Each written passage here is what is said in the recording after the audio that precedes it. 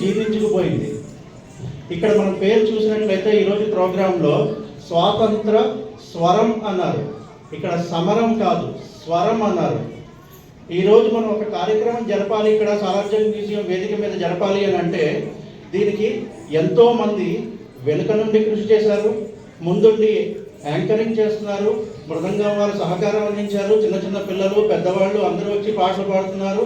అలాగే దీనికి ఎంతోమంది నిర్వాహక బృందం అంతా కూడా కూర్చొని అంతా దీనికి ఒక ప్లానింగ్ చేసి ఎగ్జిక్యూషన్ చేస్తున్నారు. ఒక చిన్న కార్యక్రమం చెయ్యాలంటేనే మనం ఇంత చేస్తున్నప్పుడు ఆ రోజుల్లో సుమారుగా ఒక 100-200 సంవత్సరాల క్రితం మనల్ని బ్రిటిష్ వాళ్ళు పాలిస్తున్నప్పుడు ఎలా మనం ప్రజలందరినీ చైతన్యపరచాలి అని చెప్పి అనుకున్నప్పుడు ముందుండి సైనికులుగా నడిచిన వాళ్ళు కొంతమంది అయితే స్వాతంత్ర్య సమరయోధులు తమ కవిత్వం ద్వారా సంగీతం ద్వారా కూడా ఎంతో మందిని చైతన్యపరిచారు. ఇందాక పెద్దలు చెప్పినట్లు ఇక్కడ చాలా మంది కళాకారులు ఎంతో మందిని ఉత్తేజపరిచారు.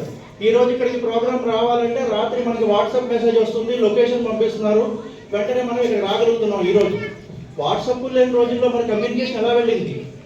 ప్రజల్ని చైతన్యపరచడానికి కవిత్వం ద్వారా, సంగీతం ద్వారా, పాటల ద్వారా అందరినీ ఉత్తేజపరిచారు. వార్తాపత్రికల ద్వారా, పుస్తకాల ద్వారా ఎంతో మంది ప్రముఖులు రాశారు. అలాంటి దేశభక్తిని మనం పాడుకోవడం 80 సంవత్సరాల తర్వాత మనం ఇంత గొప్పగా జరుపుకోవడం అనేది మన అందరి పూర్వజన్మ సుకృతం. మనం ఎంతో గొప్పగా గర్వపడేటట్టు ఇంకాస్త మన పిల్లలందరికీ కూడా దేశభక్తిని చిన్నప్పటి నుంచి అలవర్చాలి. ఈ కృషి చేస్తున్నందుకు సంగీత గారికి, రాజ్యలక్ష్మి గారికి, భరత్ గారికి, రాజేష్ గారికి అందరికీ కూడా నా శుభాభినందనలు, ధన్యవాదాలు.